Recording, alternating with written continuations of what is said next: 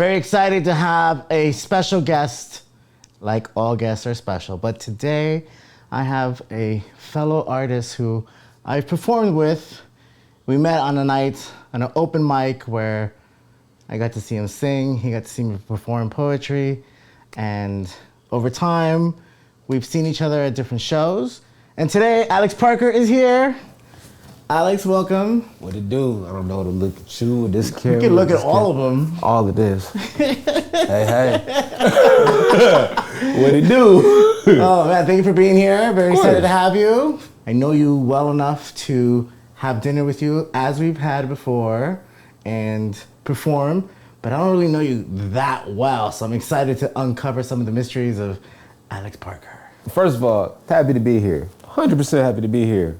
I don't know if you're aware, given what line of questioning you may have lined up, if you're ready for the answers that might unfold. So, I had to make sure, this don't seem like anything I wouldn't want to do anyway. I like running my mouth. Exactly. And, in my experience, you've been nothing but a good dude, positive dude. Hey, I have the same feelings for you. Like, I've watched you perform, I've sat next to you, and, I enjoy your vibe every time I see you, man. That's high praise. That's high praise. Exactly. Ladies and gentlemen, this is your captain speaking. Prepare for takeoff. You're now listening to Stebner Show.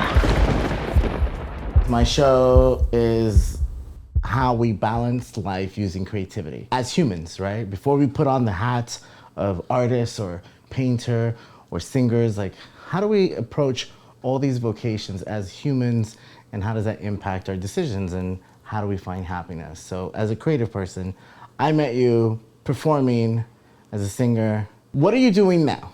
I'm living like the best starving artist archetype that I feel like I can.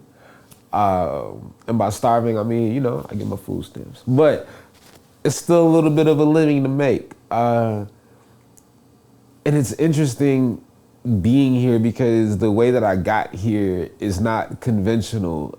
Would you believe me if I told you I became an artist out of spite? I am open to hear how we got to that. I have a cousin named Chris who is 2 years older than I am. It's 2005. Me, my cousin Chris, and my other cousin M. We're all heading to Fort Worth, Texas, because we have a grandpa that has cancer. It's kind of sad. But it happens. I'm not, whatever. But we're heading there to make sure that we can get our, last visits in, blah, blah, blah, all of that, which we did. But while we were there, and mind you, 2005, I'm 14, about to be 15, as well as my cousin M. And then, like I said, Chris is 2 years older, so he's like 16, 17 at the time. So he's the cool older cousin because at that age differences like that mean a lot. 2 years is like, whoa, you're a grown up to me, as opposed to now where like my brother is 3 years younger than me and that's just my homie, Exactly. He's still baby brother to me, but like, I can't treat him like he got a full beard. I can't even grow a full beard. But so it's me, my cousins, the rest of my family. We're in Texas, and like me and M, we live in Georgia. The older cousin Chris, he stays out here in Cali, and like, that's the cool thing to me. Like I'm born out here, but I'm raised in Atlanta, so I'm not used to Cali lifestyle or how people in California act. So he comes and he's just a breath of fresh, cool ass air. Like, oh snap, this nigga's cool as fuck because he does X, Y, and Z. And also he says things like Crenshaw and Hollywood and he means them. And I don't know anything about that because those are just things I hear about on TV. And he's into all these things that we're not into. And it turns out that he's a poet. And it turns out that, like, my cousin, I already knew she wrote poetry and everything because we had a troubled history and, like, I used to, like, read her diary and shit. It was fucked up. But I knew she wrote poetry, and it came to light that he had this poetry book that he was, like, writing, and he asked her to add something to his poetry book. And she did, and then I'm like, well, I want to do it. And he was like, no, you don't write poetry. And I go, bet. I was like, all right, I don't. And from then, I started writing poetry. that led into like, 14, 15 is right at the beginning of high school. So I'm getting into high school and now I'm, writing poetry, and I joined poetry club and I think it's cool, blah, blah, blah. But at the same time, like, my upbringing is that my mother loved music and expressed herself through music, not vocally. Even though she has a great singing voice, she doesn't like sing. But she just loves music, songs, Frankie Beverly and Maze, all kind of old school, like Motown. Like, she put me on Motown. Like, Motown's classic. So you have this combination of me being raised in this musical background and then this new addition of my cousin telling me that I can't do something and me going, fuck you, I can.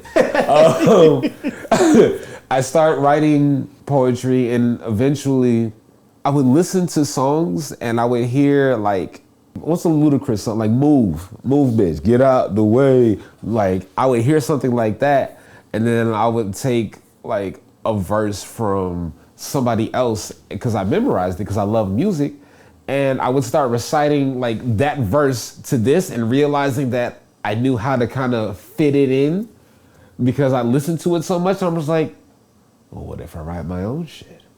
So then, that was age 14. I hit 15. Now I'm like, all right, now I'm gonna actually just try to write to an instrumental because like I love music and I love how this sounds. And then I, kind of put something together. It was bad. Like, my first ever recorded anything is something called Kodak Moment Freestyle, which I hope never comes to light. But Great title though. Thank you. If it ever does come to life, I hope that I'm like way the fuck famous and not. But it was something like, at night I can't sleep, I toss and turn, I keep my hand on the trigger so that these motherfuckers learn. It was something so, I'm 15, I'm not shooting shit. I'm not shooting anybody. Mind you, I'm in the South and like I'm not in a bad area, but I lived in an area where people who were in the suburbs were trying to be like people from the hood. Right. And so you had people that were introducing drugs and introducing guns to like fucking nice ass neighborhoods where it's like, bro, it's nothing but 2-story houses here. Why you got a gun? Like, what are you doing? But I kept doing it and I'd like it. And like, even though it's the subject matter, if I play it back, will make me cringe so hard that like I go fucking like MODOK and like my head goes like here. Cause I just like, ugh. But the rhythm was there, the cadence was there, and I just kept doing shit like that. And I realized that I actually really fucking love it. And so I ended up pursuing it, getting good at that. And my first rap name was terrible. It was Kevin the Truth. My first name is Kevin. Don't tell anybody. Don't tell anybody. Well, bleep it. That doesn't make the edit. I'm kidding. I don't care. I have no shame with any of my names. My full name is Kevin Alexander Wright. I'm named after my father, whose middle name was Kevin. The Alexander was given to me because he felt that I would be a great man, and I'll be damned if I don't become one. Yeah. Because of that, like I started making shit, and I'd make shit under Kevin the Truth, which was just.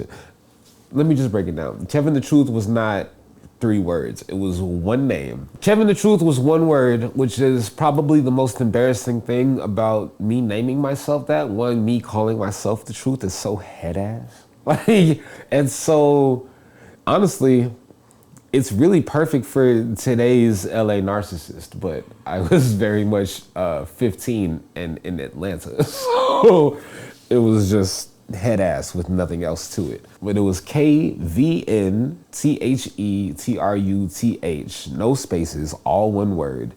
And I thought that was gonna be the name that they announced at the Grammys. And, the award for Album of the Year goes to Kevin the Luckily, that didn't stick. In about, 2009, when I was graduating high school, I had a whole revelation because I'd spent all 4 years of high school recording under this moniker, but I was always talking about shit that wasn't real. Yeah, I woke up pulled out my gun, shot a fucking nun, said you ain't want none, come get some. You know, it was just stupid shit. And it would be like, yeah, rhythmically you're there, and you can kind of match energy and all that, but like you're 14. But the life 15. experience isn't there. Like, clearly you're not doing all this shit. Mind you, I was getting into a kind of a rough lifestyle. I sold drugs at a certain point, but it was mostly weed. Like, I'm never, when I say I sold drugs, I'm not like, yeah, I got off on some Jay-Z shit. No, I was never that big. I sold a lot of weed. Sold coke every now and then. Molly when it was a phase. Couple of those, you know, but like it was mostly weed because, you know, this is years ago when shit wasn't even kind of legal. It's still not legal in Atlanta. I had these experiences, but it was a whole lot of like hyperbole. But then 09 comes around, and I remember I had a homie that was like 3 years older than me. And mind you, again, at this point, 3 years feels like far off. Like, yo, Right. This is an adult. I got to get his approval. Exactly, especially when you're coming from like junior high to high school, like stretch. Exactly. So like, mind you, I'm a senior, and he's graduating. So he's a college kid. Ooh, you know, Yeah. It was one of those things. So it's like, all right, I wanted his approval because he was the homie, and he was like the big homie. And I remember like letting him hear some stuff. And he's like, you know, this is cool, but like, I know you. I've known you since, you know, you were in 5th grade, bro. Like, you don't do this. And that was actually something that really shifted my whole mindset. I was just like, well, damn, well, maybe I'll talk about what I do know, you know? And do you feel like there was like no credibility since there was no real life experience? Yeah, that's the thing. Like, I about? wasn't concerned about credibility at that point. And that's the thing that he introduced to me. He was like, yeah, this sounds cool, but like, who are you? Like, Right.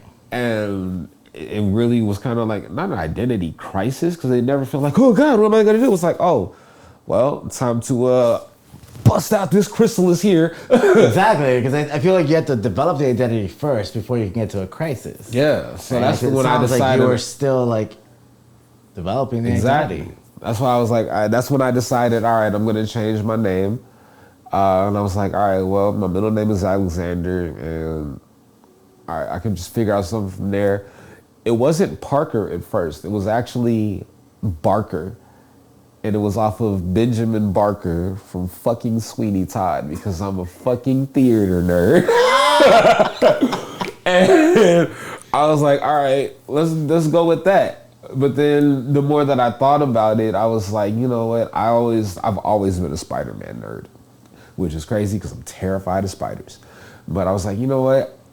I like the Parker aspect more because I do feel like yet another nerdy kid with a superpower. Right. You know, like I don't swing off walls, I swing off words. There you go. You know? And so I was like, all right, I'm gonna change my name. And then I recorded something. What was it like? I called it the Suburban Life EP intro, but the EP never came out.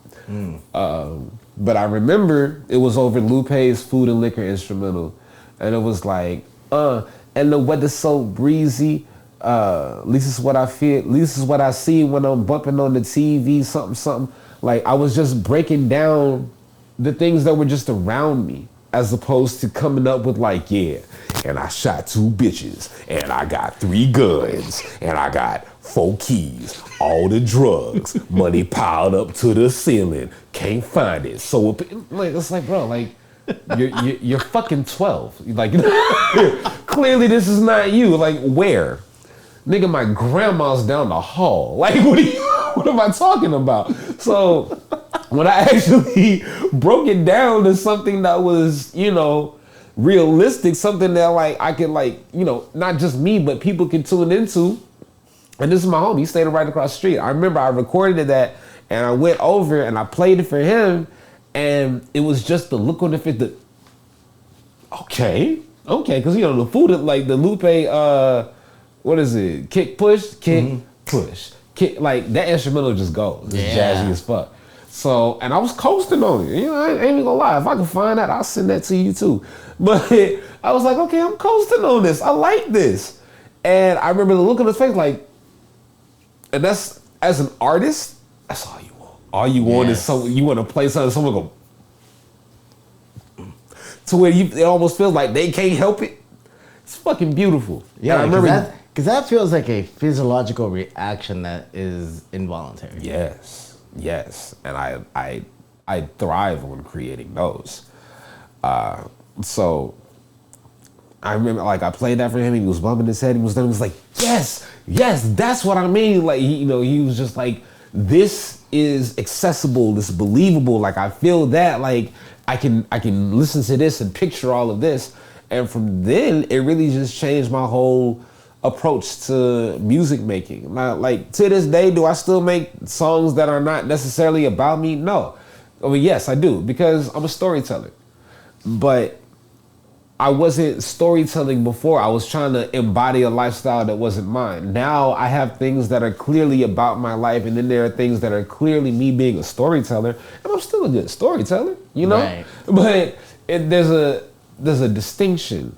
You know, there's not a, like, okay, it feels like he's putting on this. It's like, okay, well, this feels like, you know, real life, and this feels like a good story. But no matter what it is that I make, the goal is emotional honesty. I think in fractal patterns. So, like, it'll give me a nucleation point, and then I'll kind of branch off from here and from here and from here and from here. But to circle back to the crux of it is that all of that boils down to what makes me the MC that I am today, which is having been bred of spite, and then of circumstance, and then of trial and error as far as the persona that I want to put out into the world, and what does hit people and what doesn't hit people. Like, those were all very formative things. Like, all of the events that I just laid out are like foundational to me as an artist. No matter what it is that I do, like, you know, now I know that, like, I can rap over anything, because if anybody tells me I can't, I already got here. Right. Just because somebody told me I can't. Tell me I can't again, just to get me to get to another level. I invite Exactly. it. You know, and then I have, you know, my homie who laid another level of foundation, where it's like, all right, yeah, you good at what you do, but what are you talking about? You know? So those things really influenced everything since then. Like, that was 09. That's 10 plus years. So Yeah. from the journey from Kevin the Truth to Alex Parker is laid out in everything, that all your personal life experiences as you're learning. And at what point did you really just feel like you arrived into yourself as Alex Parker? You mean, when did the imposter syndrome die? Well, I don't know. I mean, That's what that feels like the question is. I don't know. I feel like I come more into my own when I'm performing, and I didn't start performing consistently until 2015, when I was in, I was out here, I was staying in Orange County, but I knew about DPL, the Poetry Lounge, Yes. off of Fairfax and Melrose, Greenway Court Theater, OG. And they doing stuff at different theaters now, but we know where home is. That's right. I performed there too. The first time that I went there, I was terrified. It was April 2015, and I'd been a couple of times before, but I didn't know how prestigious it was. So the line would be all the way to the Fairfax High School parking lot. And I'm just like, well, I'm not getting on stage. And, you know, nothing against any other poet or artist, but, like, I have a hard time staying for things where I'm not going to participate. If I know, like, it's the thing, even if I go up early and I'm done, I'll stay for the rest of it. But if I'm not doing anything, then I'll probably leave.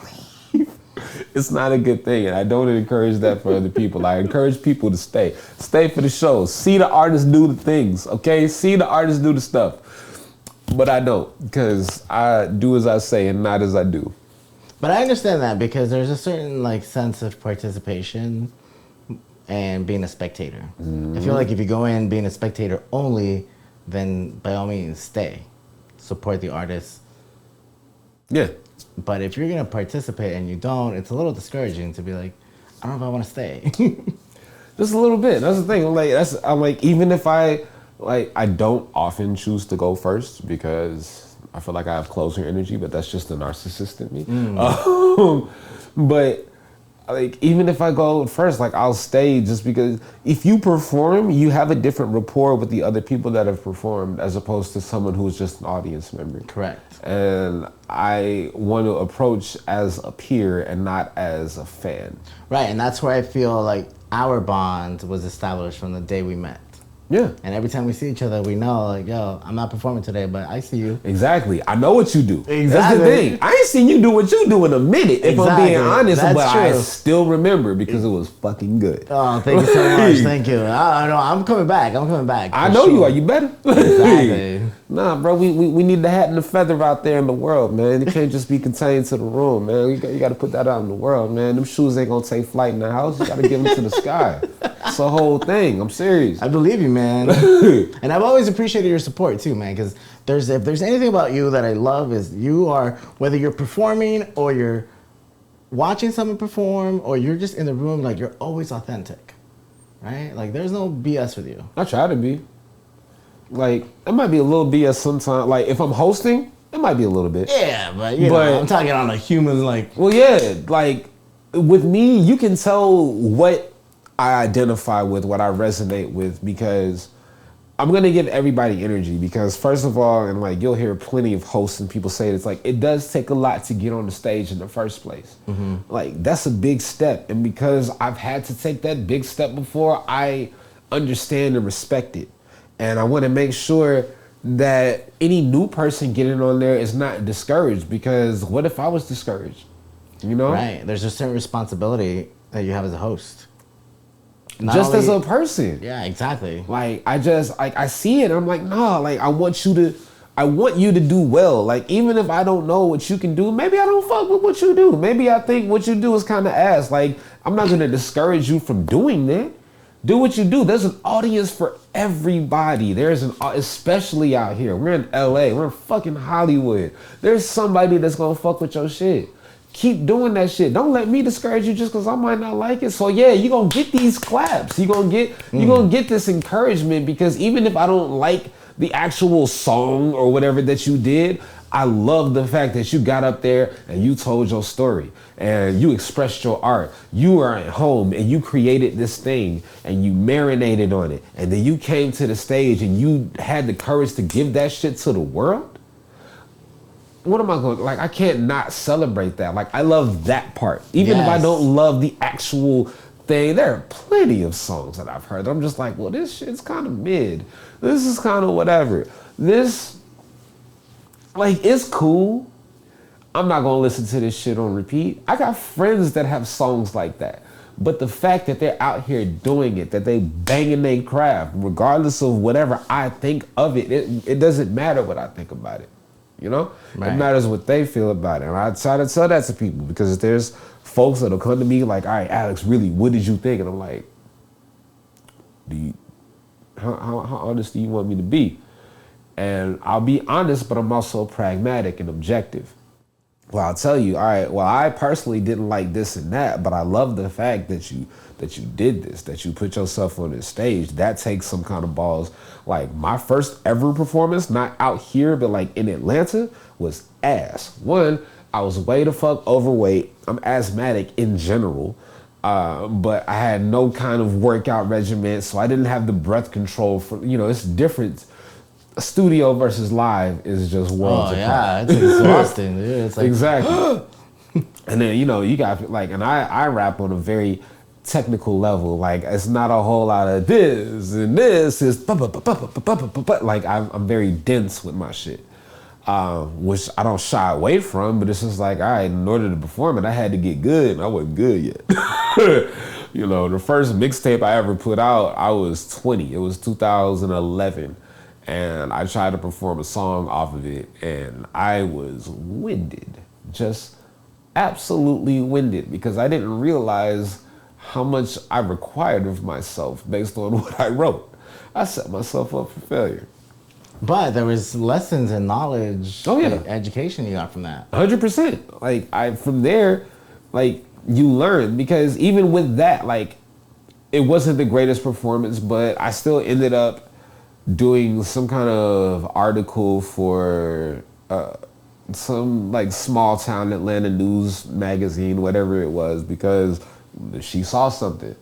I'm just like, okay, work at this, get better at this. Let's keep figuring out something. And that's why, like I said, I learned how to turn that nervous energy into like performance energy, because I'm like, oh God, I don't know how this is gonna go. I don't know how it's gonna be received. And I keep practicing this and I gotta get better and blah, blah, blah. And then I get on stage and I'm just like, ugh. I can either freeze up. Like, I used to perform and my legs would shake. Damn. Like, and like bad. Like, in a way, like, you know how like you'll expect something, like, okay, I know I'm gonna be nervous, but like your body like really the fuck betrays you. Yes. Like you're like, okay, I'm gonna be shaking a little, your body's like, ugh. The leg shake, man. That's Nah, that, like, and it be in a way that would like really betray you. Like standing up, I'd be like, okay, yeah, I'm fine, and I'll be, and you be trying to perform and rein it in, and it's just like, stop, and it's like, it was the worst. that's all involuntary. So I had to like put real like conscious effort in. That's when when I mean converting nervous energy into performance energy, like I had to like convert. Like I had to take this and physically move it up into my chest and be like, throw that out there. Stop shaking. Yeah, You're not gonna die. There's an alchemy there, and tell us about like what that really is for you. How do you explain genius? No, I don't know how to explain it other than it's just trial and error. For some people, it is rocket science. You know, like I have my own anxiety issues, but they're nowhere near to like, I don't say I suffer from chronic anxiety, and there are people that do, and that's a whole different ballpark. You know, it's just consistent. It's practice. It's study and practice like anything But even else athletes, is. right? They have performance anxiety. The yips. Oh God! Yes. Oh my gosh! You want to hear about the worst performance I ever did? And this was bad. Why not? Let's talk about the worst performance, and then we can go to the best performance. Okay, so the worst performance I did was, I can't remember which. It was either late 2017 or early 2018, but I had a gig. There was a comedian / rapper named White Cheddar, who was out here. And me and him got cool. We met at DPL, the Poetry Lounge. And he would just hit me up randomly, be like, hey, I'm doing X, Y, and Z. You want to slide through? And like a lot of times I was working a job that I was working grave shifts. So I either had to be asleep or I had to be at work. So it wasn't really allowing for me to do anything. But he hit me up one time. He was like, hey, I'm at, I can't remember the name of the high school, but what I do know is that it was the high school that Kendrick Lamar graduated from. Oh. Yeah, so it's somewhere down in that area, and he was like, I'm gonna go do this pep rally thing for the kids. You wanna come do a piece? And I'm just like, what? And he was like, there was like TDE reps there. Oh, damn. Yeah, it sounds all good, don't it? So I was like, hell yeah. I go down there. The fucking gymnasium is packed. They've got balloons. It looks like a whole production. They got a little stage. Like pep rally to the max. Yeah, like High School Musical, bro. And like High School Musical 3 when they had like movie budget. Like it was big. Oh, yeah, exactly. So I get there and like, I don't think that a lot of my songs are negative, but I do curse freely when and where it fits me. Mm-hmm. And when I say that, I mean, I don't really pay attention to when I don't. So I had to give like clean raps because it was a high school, just a bunch of minors. And I wasn't prepared enough, 1. 2, I wasn't prepared for the scale of the event. And 3, I didn't have any music. So it's just me a cappella, which I can do fine, but at that point, with the other 2 factors, I wasn't ready. So I get up, and I promise you, it's the most embarrassing 3 minutes of my life. I tried to put together this one verse that I knew didn't have curses in it, couldn't remember it all the way, tried to freestyle. You ever heard of the album by Gym Class Heroes called As Cruel as School Children? No, I have not. does the phrase "as cool as school children" feel like it might lead into what I'm talking about? Oh my goodness.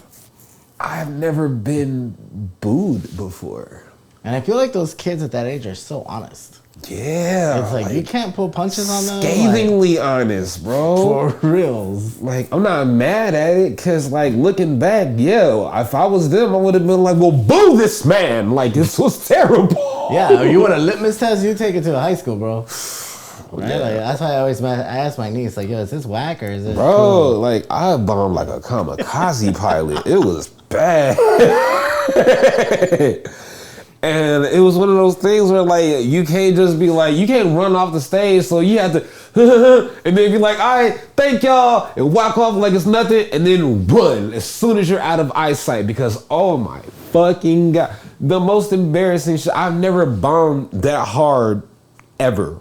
Like, there's been times when I've forgotten words, there's been times when, like, things have happened, technical difficulties, anything like that, but oh my goodness, when I tell you that took me back to being in high school, like, oh gosh, I feel like I'm one of you and I'm being judged by everyone.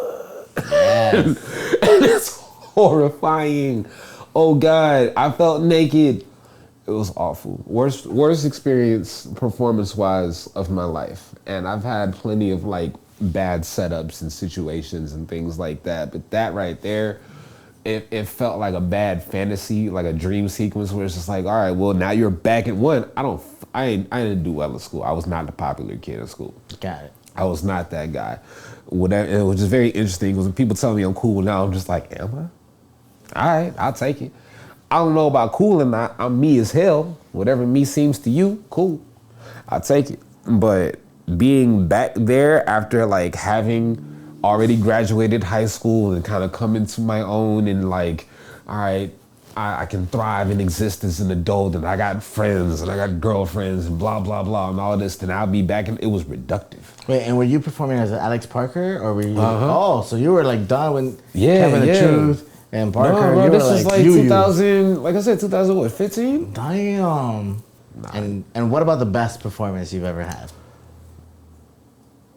You know, I don't know what the best is. I can't say what my favorite is, which was it was a January Polar Harmony show.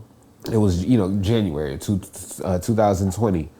And I started promoting it as my birthday show because it was the first show of the year, but my birthday was December 31st. And so I was just like, okay, well, we're gonna make this about me because I'm a narcissist. So I remember hyping that up and, like, it just so happened, this was at Sabor y Cultura, and people showed up, like, they packed it out. And it was great, my set was amazing. I remember doing this verse, or I wrote a verse based on that, where it was like, it was actually at my ex, it was like, asshole, you put my heart where the trash go. You should have been in my last show. You could have sat in the back row. And I meant that because it was like, yo, everybody, it was so many people there, like, yo, you could have been there, but you can't get close because there's people up here already. Like, we filled up. It was fucking amazing. It was phenomenal. It was one of my favorite experiences as a performer. Like, any show I do where there are a lot of people, like, I don't like to be one of those artists that rely on, like, quantity, because I don't care if it's two people or one person in front of me or nobody in front of me. Like, I'm going to give because I love what it is that I do.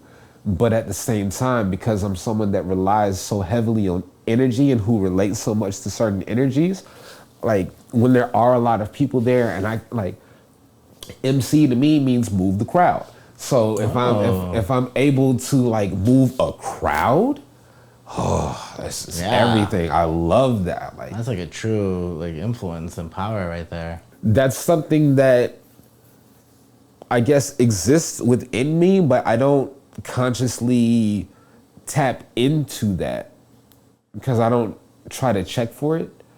I don't try to check for how many people are there. I don't try to check for all that because I'm like, whatever the case is, I have to be 150%. Like, I have to deliver this. I have to sell the emotion on this. I have to sell energy. But it's easier to sell when you got a room full of people. Everything we do is light and sound, and if you're sending Project to the back energy, of the room. you have to conduct, and you have to. Someone has to receive. Yeah. Right. And then there's that power circulating. So, I get you.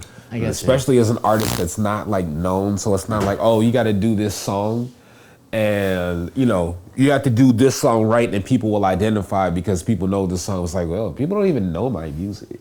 You don't know. Like my personal hits to me are my personal hits to me. Right. And it's not like I'll go down there. I'll be like, yo, hold this. They're like, hold what? The fuck, you know? And I'm like, I don't chip off that. I don't walk around with an expectancy that everyone knows who the fuck I am, because that's stupid. No one knows who the fuck I am. Some people do, but like, Do you still perform any poetry, or is it all like rap now? And like, you know, I'm in performance mode always. Like it never turns off.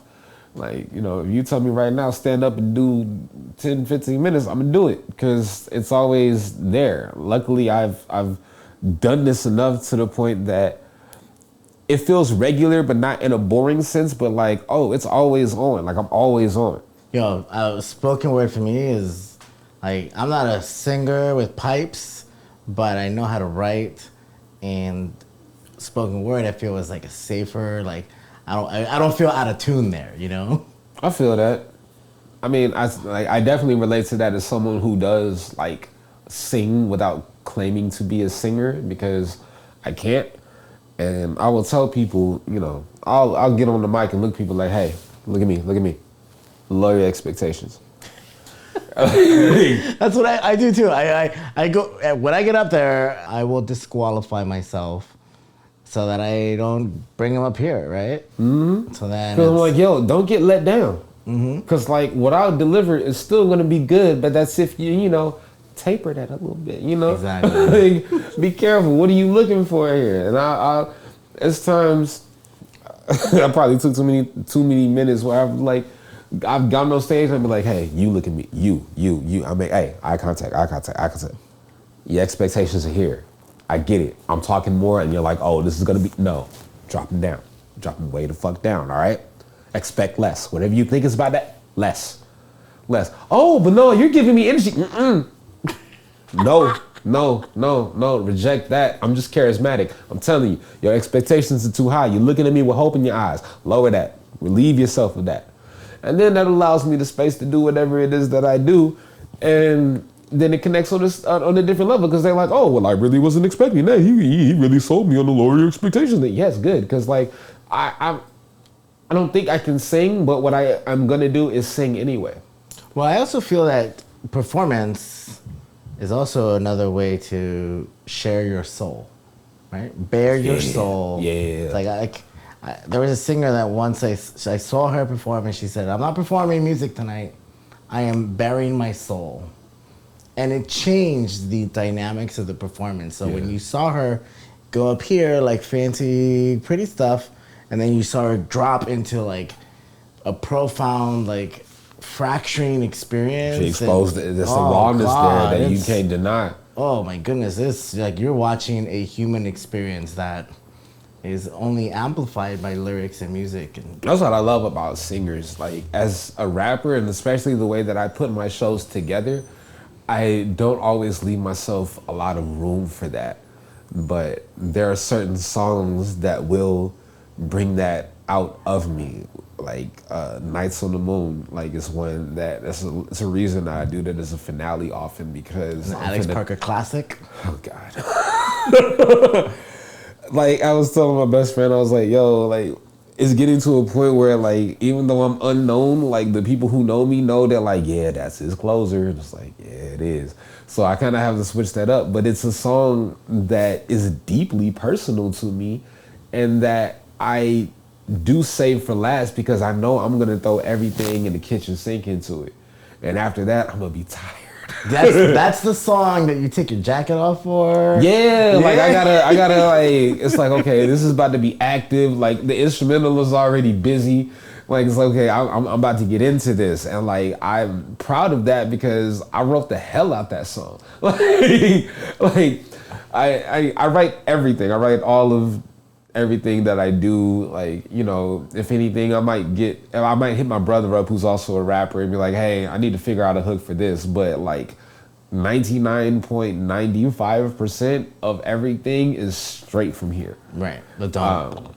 So it's always putting myself out there no matter what it is that I do. But like, that's one of those ones where it's just like, nah, this one, like that song, if you play it on Spotify or whatever, like the main vocal on that, including the hook, all of that is one take.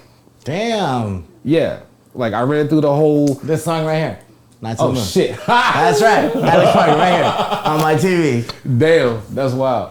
That whole thing is all the way through. Like, of course, I went back and I did like ad libs and additional vocals and all that, but like the hook, verse, like all of that straight through. Damn. I peak at certain points, but I kept it because the shit just came out so raw. And I was just like, yo, and the emotion behind this song is very raw, which is interesting because I don't even know how to describe it. This is about Moon is a person. You know, so like that's an actual woman's name. Oh. Yeah. I thought you were talking about our Nope. Luna. Nope. My Luna. Whole different, yeah. It's a little deep. So Little deep. damn. That's a whole different can of beans. That's why I had to turn my phone off. Yeah, that's. I remember seeing you perform that song when I first met you, and when the last time I saw you perform, there's a song. I was working the show and I was filming it, and then like I was Landon watching show, right? Landon show, and then you performed "Hold This." Yeah. And that's when I went from working the show to watching the show. Like I stopped looking at the camera, and that song just hypnotized me. And you open with. What happens when we lose? We get bitter, but then we get better. What are you talking about there? Exactly that, which is how do you deal with defeat, which is very interesting because that's something that even though I spoke on that months ago and years ago off mic, is something that we all have to figure out. What it boils down to is like grace. How do you reconcile a loss? You don't always do it well. Me personally, I don't. Like if I lose, I'm not always just like, oh, okay. Even if it seems like immediately, no matter what happens, like if I'm up for like an award and I don't get it and like they go, oh, the winner's so-and-so, and I go this, there's a split second before I started clapping, I'm just like, fuck you. Like there's always bitter. There's always a little bit bitter, but you know, grace, patience, understanding, things like that will lead us to get better. Like you don't just hone in on the negative because then you stay bitter. If you learn from it, then you get better. And the reason that song hypnotized me is because I was going through some major changes in my life, personal changes, even immediate changes here at home. And I have felt defeated for a long time. And I'm not happy about it. So when I heard this song, not only did I resonate with the power of loss, but it also gives you hope for something better. And that... Because you're thugging it out. Yeah. That's the thing. Like, because I don't have a lot of resolution in the actual song, but the energy of the song was just like, you know... Yo, and that hook is fire, bro. Like, that's one of those things where, like, also written about the same person. That's my muse. For better or worse. Can never deny the muse. Can never deny a muse. But it's one of those things where I wrote Hold This, 2017, 2018, somewhere around there. Like I've had it for a while.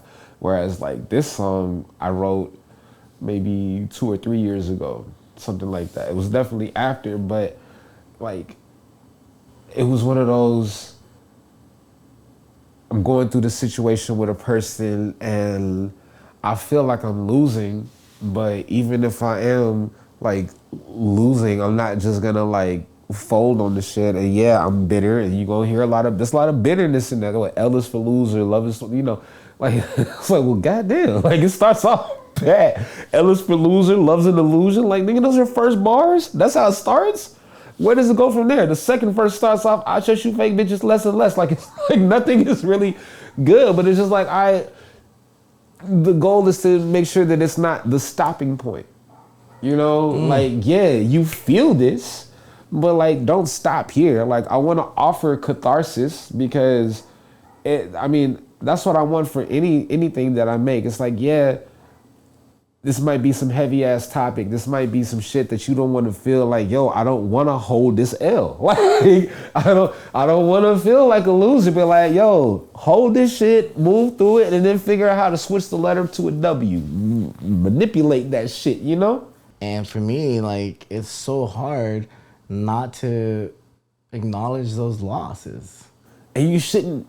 That's the thing. I feel like a lot of people try to downplay and not acknowledge shit like that. It's like, no, like, you need that. Like, you need to acknowledge that. Acknowledge the loss, because one, that's gonna, by contrast, make your wins seem that much better. But like, also, how do you grow? What have you learned? What do you feel about winning that you don't learn from loss? You win better after having lost, or I do. Let me say that. I can't speak for everyone, but I feel like a lot of people may agree where it's sweeter. Like, if you deal with sour shit your whole life, then when something sweet comes, it's just like, oh, this shit feels crazy. This is like, I've done the keto diet before, and like, I've completely cut out sugar. And then when I came back, I was just like, oh, this is a drug. This is, oh no, my mic. Like, yo, this is a drug. This is like, whoa. Because the contrast makes it hit different. Right. So I don't encourage anyone to downplay their losses. Don't dwell on them. Don't marinate on them. And I've definitely done that. I've definitely just stewed and just ruminated like, oh God, I've lost this and I'm just losing. Like, no, don't stay there. Live there, acknowledge it, but don't let it be your permanent. Right. That's the lesson that I've been having to just reinforce that lesson. Like, this isn't permanent. This is temporary, because the circumstances are a lot shorter, but how much longer do we hold that glass of water is our choice. Exactly. Defeat, loss, fear, these are real experiences that affect every person. Yeah. And how do you cultivate your own craft to get through all this? Or how does all these experiences influence your craft? My life is my craft. Like, not even to be like profound, but like music is what keeps me alive, honestly. I tell people a lot that I just happen to be good at it. Like, I'm gonna be doing this anyway. I make music and I make good music and it does court an audience, but if no one liked my shit, I'm making this because this is my therapy in the realest sense. Like, that's what I mean about emotional honesty. Like, even if I am telling a story, the feeling that I'm selling is going to be pure and you're going to feel what I want you to feel. I can conduct like that because I'm feeling it. I'm going to sell you what it is that I feel. Like, even like, all right, if I feel heartbroken in a way that feels like my dog died, then I might rap about my dog because you're going to feel that. Right. Even if I don't have a dog and the dog is alive and well. Exactly. I'm going to do the things that'll get you to feel what it is that I feel because I want that catharsis. I need that catharsis. I'm going to be 80 years old and still making music regardless of whether people listen to it or not because I'm going to keep on listening to it. I love the shit that I make and I listen to my shit a lot, not just because I think I'm a great artist, but because it is my therapy. So there are a lot of verses. Nights on the Moon, I did like, that's the reason that it courts so much passion in me because these are real moments that I've had with a person. You had someone I was all alone. Knowing all alone that my heart would always call you home, that you would pick up when I called your phone. Like, that's a real thing. That's based on my fucking birthday where like me and this girl, Moon, were in the middle of a falling out And we were still not right around my birthday, but I still called because I knew that she would answer. You know, these are real, like, instances. And mind you, this is a real person. Her name is Moon. I have a moon tattooed on my wrist. It's not ironic. And it's kind of permanent. Wow. It's been 5 years. Yeah, it's crazy. But this moon has nothing to do with this moon? Oh, it absolutely does. Oh. Yeah, no, because under that is Roman numerals that say 4/15, April 15th. Yeah, her birthday's like next week or some shit. Yeah. Oh, dang. Yeah. Yeah, deep in there. Are we together now? No, not at all. But you're still tied to that experience through Exactly. your work, your music, your ink. The ink I got, ironically, we weren't even in a good place. But what I realized is that when someone she had so much of a profound effect on my life that I felt that it had to live on me. And it wasn't like I got this tattoo, so that means you belong. No, that's nothing to do with that. Like, you're gonna do what you do. You're gonna do whatever it is you do. I need this for me. This is to show me what I've been through and who got under my skin. Literally. Yeah. Like, mind you, we've made up and fell out and made up and since then. And how do you feel when you perform this song? In a word, charged. I wrote this at a time when me and this woman were going through it bad. And we had a whole lot of issues, and I had gotten the instrumental. My sister sent me the instrumental and was like, hey, I think you should rap over this. And it's weird, like, my sister doesn't feel badly about the person that I wrote it about, but she also doesn't necessarily feel that positively because she's my sister. So of course she's Team Alex. But she sent it to me and she told me, she was like, I think you should write a song about Moon to this. And I was just like, I was taken aback because I was like, why are you suggesting that I write a song about this person? You don't even fuck with her like that. Okay, interesting. Stars aligned. Stars fucking aligned, bro, because I still can't explain it. Like, the hook came out of nowhere. Like, when the piano first came in, because it starts off with this crazy ass saw synth of just the but when that, like, that first chord comes in, I was just like, Nights on the Moon. I was like, Like, it sounds like one of those. Can you do a hook for us, please? Sure. Nights on the Moon. I'm not weightless, but I feel close to it. I can hit heights on the moon. But jump too hard, then I might hit space. I don't want to say goodbye to the moon. I want to bathe in the light because it feels like fire. It shines so bright, turns sun to a liar. This light is all yours and I might fall for it. I love nights on the moon. And then it repeats. And I'm sure it hits different now that you understand the moon as a person.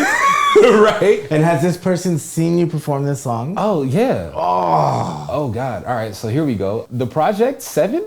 I've known this woman for 8 years now, this January. I put this album out last year in February. This is an anniversary present. Oh my God, you're a romantic. A hopeless one. You gotta tag on hopeless Me on that too. one. But yeah, this whole project. I vibe with you, man. Yeah, this is 7 tracks for the 7 years last year. Every song is about her, which is why I wanted to cover the gamut, which is why you have like the really sappy love songs, you have the energetic ones, and then I had like that one hype track because I'm like, I know her, she a gym rat, so I wanted something for her to work out to. And I wanted something to be hyped, the hook is you, nobody's fucking with you. Like, she knows that's about her. Right. So she's like, yeah, ain't nobody fucking with me. Like, I wanted something that was gonna have her like hype. I gave range. She's even, like, if you listen to the last song on this project, More to Go, she's on it. There's a voice note that I sampled in it that she's on. So, like, not only is it about her, but she's also a part of this project. Congratulations, man. It takes real heart to, come up with, just to really be honest about your feelings in the first place. And then to take these feelings and put them into momentum to create art and then share that art. I want to say thank you, but like, it's also kind of a compulsion. Like, I don't know how to not sew my life into songs. So it's like a gift and a curse, which just sounds so head ass, but whatever. Like, where, like, yeah, a lot of my life is in my songs, but it's also like, oh, a lot of my life is in my songs. Which, like, to be honest, like last year made this project hard to listen to because not very long after I put this out, like I put this out, what is it? So our anniversary is January 14th. She came over to my place last year on January 7th and things happened. And I was inspired. I was like, yo, I knew our anniversary was coming up a week from that day. And I was like, you know, it'd be cool if like I gave her a project. So I put this shit together in a week. Like, mind you, like this, I'd had written already, but like the majority of it, I didn't have anything for. Like I found all the beats and then I wrote all this in like 7 days and honestly like 4 days because 3 days was just mixing. So it was one of those like, all right, I'm just gonna, and that's probably why this is one of my favorite things I've put out because it's such a product of passionate combustion. Like I was just like, here's this. Like it was like a big bang. I'm very dramatic, and I feel like anything that I create that originates from me without a commission, right? Without that's not a paycheck, is gonna be something that if I died tomorrow, this is what I'm about. Because of that, like I put this out, like I recorded it in a week. I put it out on like SoundCloud on January 14th because it was too soon to put it on like DistroKid and everything and get it out in time. Right, but I wanted it like available. I wanted to be like, hey, I did this already. Happy anniversary. Exactly. And then I spent the next month because I was like, okay, well, if I take exactly a month, then if I release it, that'll be Valentine's Day. Ooh. Yeah. I'm all about Valentine's. Terribly. I'm not. I don't know what's wrong with me. But I like being crafty, man. I like being crafty. I do, but like I do a lot of shit to my detriment, man. Like I do shit. I'm just like, yo, I do a lot of things that my heart ain't ready for, just because, like I'm just raw. Like it's like to a fault. But I put this out and, you know, it was well received. Everybody loved it. Fuck, my ex loved it. Not this one, but like a whole different ex. It was just like, yo, this is one of my favorite things. She wrote a whole... More like a why. Yeah, she wrote like a whole fucking paragraph and everything about how it moved her and all this. I was like, damn, it's not even about you. It's crazy. But I loved it. And I loved this project and I had so much love for it because that of makes how so much sense because someone that's connected to you for a while, even if it's not about them, they still understand you, who you are, your energy, your creativity, and you as a person. Like people who know me, like were like, "Wow, you did this," but it wasn't like, "Oh my God, why did you do?" Like there was no why. There was just like, "Wow, you did it," which I appreciate.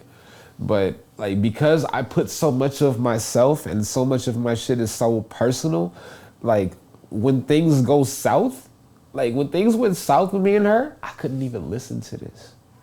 I couldn't listen to my own shit because it's not some abstract whatever. Like the subject is very much her. This is very the album cover. Like she calls me Bear. That's my nickname. Hers is also a derivative of Bear, which is why there are two bears. I'm dark skinned. She's a little bit lighter. Like it's all very. And it's a 7 because you 7 years. Oh, 7 years. That was it was the 7-year anniversary. Got you. It was 7 songs, 7-year anniversary. And she came over on the 7th and you put it on the 14th, which is 7 days later. Exactly. That's not my favorite number. My Gia's favorite number is 7. So it's not necessarily my favorite, but I do resonate with it. Yes. You know, so I say it's not my favorite number, but then like I do like songs, not songs, projects that are like 7 tracks. Maybe you're ruled by the house of 7. Somebody once told me that. I didn't know what it meant, but I was down with that. Oh boy, man, don't get me started on numerology. That's a whole. That'll be a separate. That's a different episode. Different conversation. But to wrap it up, let's talk about like if you were able to take a time machine, you know, and talk to Kevin the truth, what would you tell him now with all this knowledge that you know? If I were to go back and talk to myself at like the nucleation point, at the big bang of when I decided to like really lean into this artistry and do this, I would probably just strip away all of the braggadocio and the the hyperbole and the exaggeration, which I'll do now, but like I've earned that now. Like I tell my truth so I can tell stories too. I was just telling stories then, and they weren't even like good stories. It was just like, yeah, I got guns, I shot a nun, some stupid shit. So I would tell myself to strip all of that shit away. It's not gonna do anything for you. You're already technically proficient. Just talk about what actually is real. And to not shy away from the things that are like hard to talk about. Like now, I mean, my heart is on my sleeve. It's just out. Like I bleed openly. Like, no, this is how I feel. And I feel like that only ever helps me. Even if it's hard, even if it feels uncomfortable, getting it out there is more weight off my shoulders. Like I carry way too much just being the person that I am. I'm a Capricorn, but I got a Cancer moon, and that Cancer moon be doing some things. Luckily, I'm also a Leo rising, which I think aids a lot to my performance and my projection. I got a lot of fire, but like, boy, that Cancer. So just... Lolo's a Capricorn. That's, say less. Okay, I get it. You are a supervillain, because I am too. I'm not even mad. Look at her hibernating, plotting the next move. That's cool. But no, it would just strip away the fake, be real, be raw. Don't be afraid of the consequences of being raw, which is still something that I struggle with today, not to as great of an extent and less as I get older. I'm only 31, but the more that I carry on, the more that I'm like, all right, I don't have to, you know, especially as a man, you're trying to detoxify and strip away this fragile masculinity and all of this. And like, I was definitely deeper into that in fucking '05. I was terrible. I was a horrible person then. I was not open-minded. I was homophobic. It was all kinds of things that like I grew from. Like, I'm a completely different person. If I can go back and talk to myself, I would just like, probably just like write in this little scoop in the back of the head right here. Nice little, like I do my nephew when he act up. I do that to myself. Like, yo, fuck all that. Fuck all of that. Who are you? Do what is you. Because the thing is, people resonate with that. Yeah, and so you've had to do a lot of work to deconstruct. Yes. And rebuild. I had to break myself the fuck down. Like, I had so many terrible preconceived notions about this, that, and the third, about life and about people, because I was closed off and I thought that things were supposed to be. Nothing is supposed to be anything. Things just are. And that's probably one of the greatest lessons that I've learned and discovered for myself. It's like, yo, stop trying to think that, oh, well, this is supposed to be that. Or, you know, you're not supposed to do this because this is supposed to do. No. What is it? Look at it for what it is. Is there harm being done? No? Then let it be. That's it.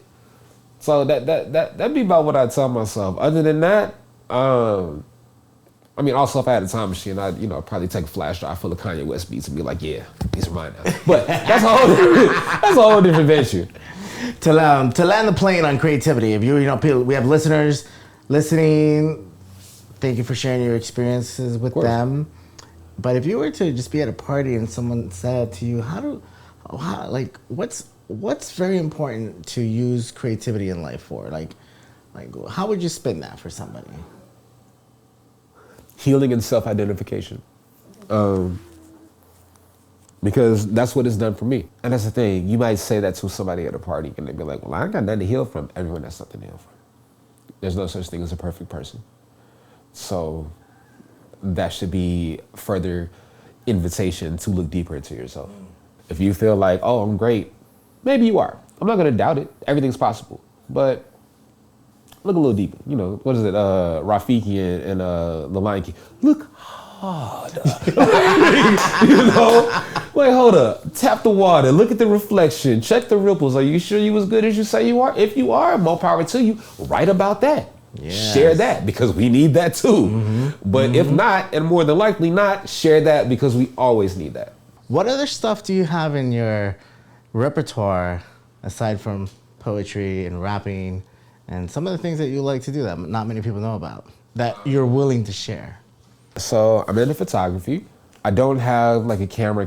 I'm looking to invest in my first camera, but that's going to be after a couple paychecks. In the meantime, I do what I do with my iPhone, which is a significant bit. I'm an OnlyFans photographer. There you go. Very interesting. My best friend, she's a content creator, and I'm the one that shoots the content because I'm the person that she trusts the most. There you go. You know, men are terrible. Men are horrible and weird and pervy and creepy and all of that. And so it's hard for a woman to feel comfortable, like, being naked in front of someone else without feeling like they're going to try to stick their finger in the booty hole. I'm not going to do that. It's my best friend. I love her to death. Right. You know? It's a whole thing about to go on. And I'm happy about that because, like, I like shooting bodies, and not just in a sexual sense, but just because I'm a fan of raw. I'm a fan of real. When you're naked, you know? Yeah, I saw this meme, like, if you're naked and you want to feel more naked, put on some shoes. Yeah. So there's that going on. I do photography. My sister just gave me a MIDI keyboard. So for the past, 2-3 weeks, I've been into production. I'm into everything that is creative expression, which is the arts, but also like food. So Like culinary arts. Yes. Cooking is another way that I express myself, putting dishes together. I'm actually trying to figure out how to start my own podcast. I don't know how yet, other than I guess just hit and record and run in my mouth. Like, hey, that's all it takes. Everything else is just details. yeah, and I'm like, I just haven't sat down and like done that yet, but like I'm up way too often in the middle of the night, just kind of ruminating to myself, and I'm just like, well, what if I record some of these? I don't know if it's gonna be anything, but the only way to find out is to find out. Yeah. And like a lot of people will tell me that I should start a podcast, like a lot of folks. I'm like, but I don't know what about. Like, it'll come to you though. I feel like, as you progress and you mine, yeah, I think it'll come to you. That it took me like a while to figure out what I wanted to say, what I wanted to share. But what I love about this forum was that it was the only way that I could learn from someone else, and someone else can learn from me, and then the listeners can learn from both of us. Yeah. So it was one of these things that it wasn't like, oh, listen to me and what I have to say. Or listen to him. It was the simultaneous fulfillment of listen to us. We're sharing, like campfire status, And for me, I feel that you would do great with a podcast. I mean, I like to. I like the sound of my voice. Hey, there you go.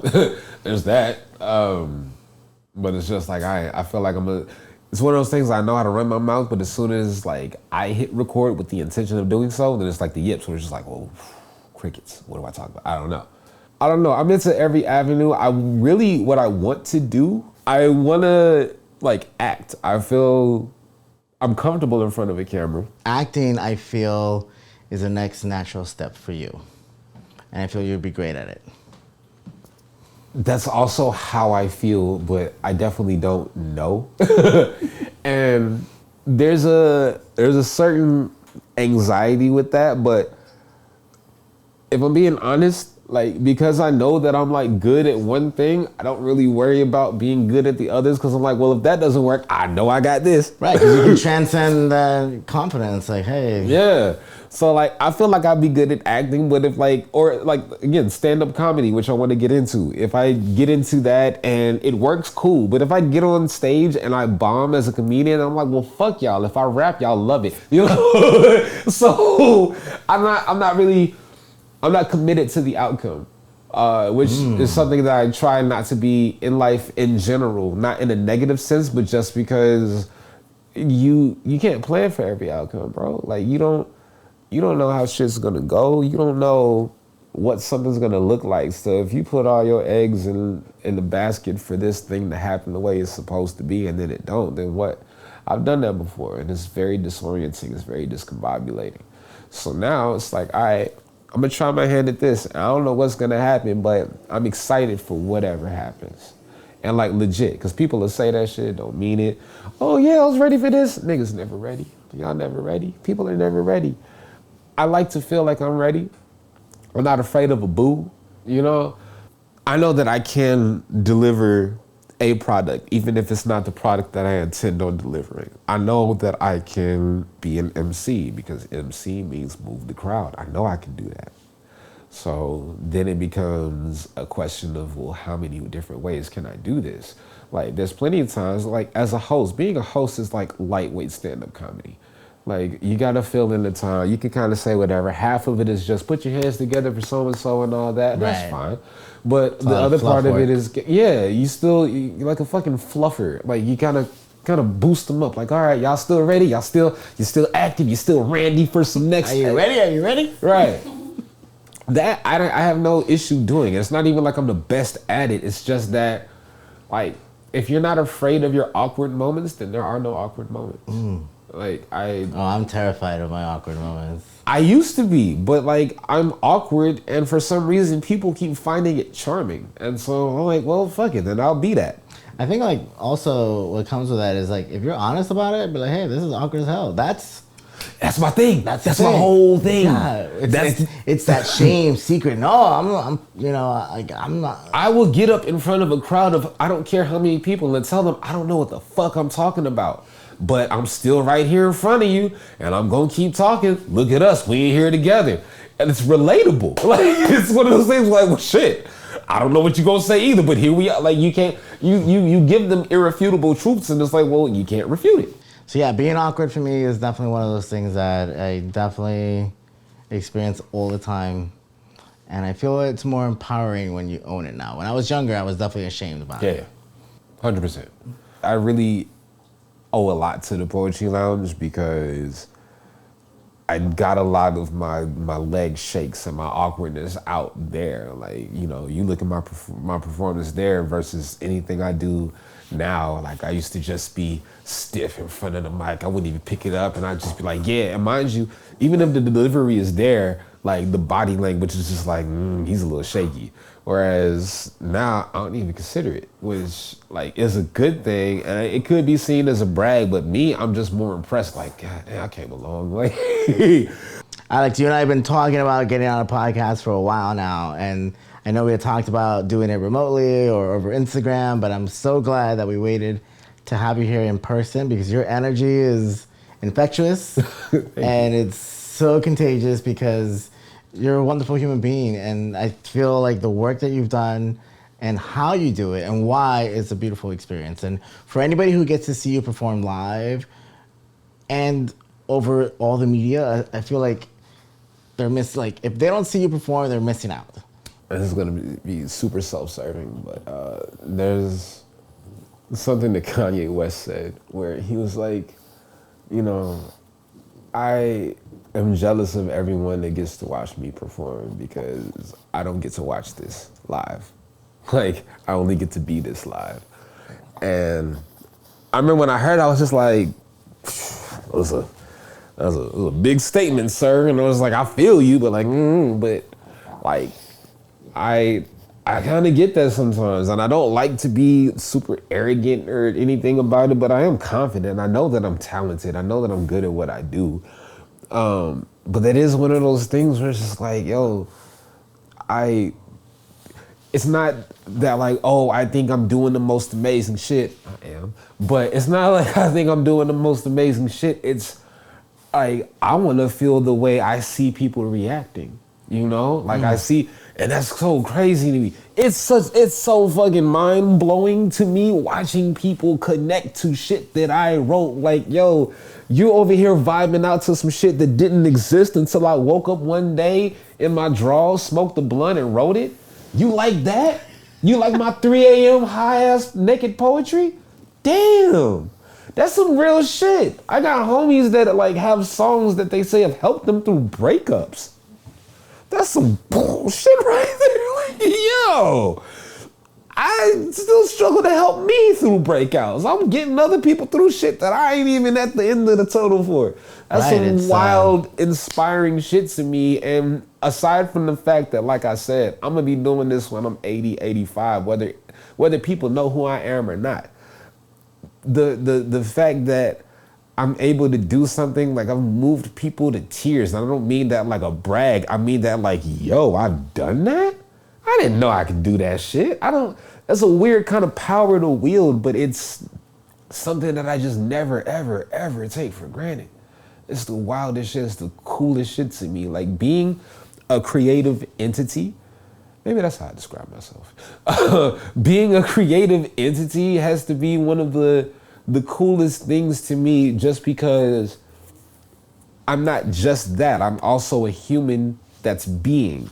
And so to influence other human beings and see that, because I get moved by music. I was just bumping Igor by Tyler, the Creator, the other day, the sad half, because I didn't want to listen to the happy shit. But I was just bumping it the other day, and it's just like, yo, it's cathartic. And I'm like, yo, I can do this for people. I also like personally that I don't take it as a responsibility. I don't feel responsible for people's emotions. I'm going to give what I feel, how I feel, and it's up to people to interpret it, which is why the connection hits that much different. I'm not trying to go, all right, let me make sure that they do this, and I don't want to say that. No, whatever I feel, it's raw. Like whatever's on my sleeve, I'm gonna say the bad things. I've had suicide attempts. I've done the worst things imaginable to myself and to other people. There's no such thing as a perfect person. Again, so to be able to express that kind of vulnerability and that rawness and have people connect to it while also feel like I'm healing myself it's a drug in and on its own. Like I'm addicted to that shit. I love this shit, bro. Yeah, it's like safe to say that music and poetry save your life. Oh hell yeah. Oh, I'd be dead as fuck, bro. Like years back, like 10 years back. Nah, this shit saved my life, saves my life, is probably going to continue to save my life. Like the worst thing that could happen to me if I lost my hearing, but even then, like I still know rhythms. Like I'm still gonna do shit. Like what was it, Beethoven, Mozart, one of them? Beethoven. Yeah, Beethoven. He was doing the damn thing. I'm gonna do the damn thing. Yeah. Like I when you love something, it's not work. It's just not work to me. Exactly. It's just love, and I'm a creature that loves love. So. Well said, my friend. Well said. Creature that loves love. And where can people find you? Where can people find your music, your creativity? I mean, I got music on all streaming platforms. Look up Alex Parker. If it helps, type in like Alex Parker and then the number 7, so you know it's the right one. Because there's like a Dutch Alex Parker, and I don't know who he is, but you know we gonna have our old trademark thing down in the future. I'm not famous enough for it to be a thing yet, right? But like, it's cool everywhere, but like on Tidal where they mixed us together.